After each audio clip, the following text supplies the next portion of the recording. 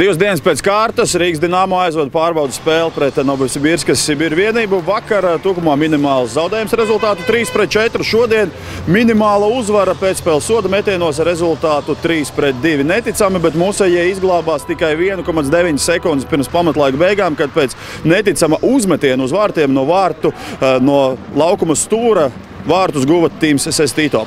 Pēc spēles devāmies painteresēties, vai viņš redzēja, kur viņš meta ripu, un arī nokomentēt viņa pirmo kautiņu šajā te kontinentālajā hokeja līgā. Tims Sestito. Did you realize what you did 2 seconds before the game? Once again, did you realize what you did 2 seconds before end of the game? I just saw it go in. I knew there wasn't much time left, so I just take a look. We had the shot. You won the face-off. Now the pass. Sego shot, missed the net. You had the puck and showed. What do you think about that? That's pretty lucky. I knew there wasn't much time, and I was just trying to get it to the front of the net, and yeah, extreme luck right there. What did you deal with the opponent guy in third period? The first glove down. You know what? I kind of thought he was coming. Just I hit a guy earlier and they didn't like it. So, He asked you for the fight? Yeah, he asked, and then he threw before I think I knew what was going on. But it was good to get the first one out of the way. You know, it's been a long summer, so I don't look for it, but I'm not afraid to do it. Comparing with yesterday's game, did they play different game? They're a good team. This was a tough game. I think we were already a little bit better off the start today. We put ourselves in a little bit of a hole yesterday, but we had a good third period, and I think our third periods throughout the preseason have been pretty good, so it's a positive. Cool, thank you very much. Līdz pat spēles beigām, tiesa gan 1,9 sekundes līdz spēles beigām, uzvaras vārtu autors bija pretinieku komandas kapteinis Aleksejs Kopejkins. Spēles pamatlaika beigās viņš noraidījās, pateicoties, ka mūsējiem izdevās noņemt vārtsargu, samanīt to pret 6. laukuma spēlētāju un izlīdzināt spēles rezultātu. Pēc aizvadītā mača devāmies arī uzzināt pretinieku komandas kapteiņa viedokli par aizvadīto spēli, par noraidījumu un komandas gatavību jaunajai sezonai. Что сегодня не получилось, как вчера? Я не знаю, что получилось, что не получилось, Тренера посмотрят, скажут нам ошибки. Предсезонные игры, на то и есть, что ошибаются все. Мы над этим работаем, стараемся выполнять тренерское задание. Игры вчера и сегодня отличались?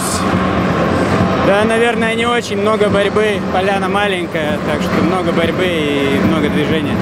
В конце все-таки удаление подвело? Да, получается, я удалился, подвел команду. Как себя Сибирь чувствует в этом периоде подготовительном? Идет тяжелая работа. Месяц тренируемся уже через работу. Сейчас игры, и я думаю, что все в порядке будет. По сравнению с прошлым сезоном, большие изменения в Новом Сибири в этом сезоне?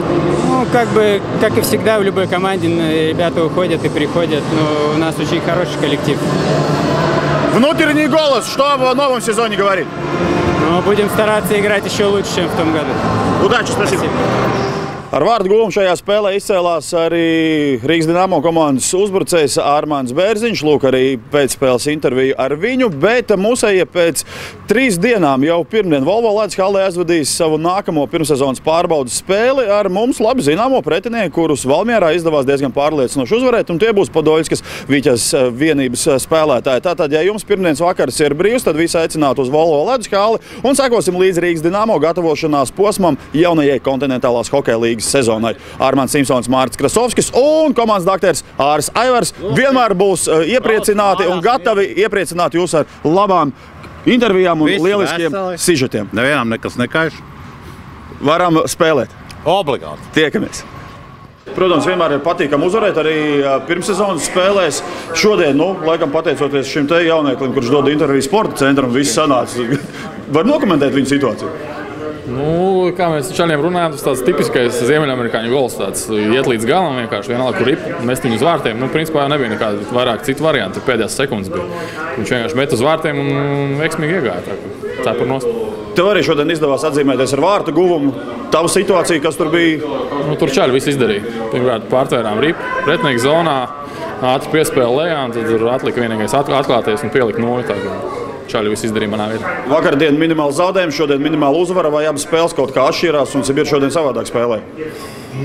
Nevar saprast. Man liekas, ka pa lielam diezgan līdzīgas tās spēles bija. Nu, tāda mīcīšanās ledus bija šodien vienkārši putrā, tāpat kā vakardien, ne pa kapēku labāks. Tā, ka, ļoti daudz tā ripa lēkāja, tā ka tādas brāķis bija diezgan daudz un, principā līdzīgas spēles. Bet patīkamāk ir minimāli uzvarēt nekā zaudēt? Viennozīmīgi, protams. Paldies!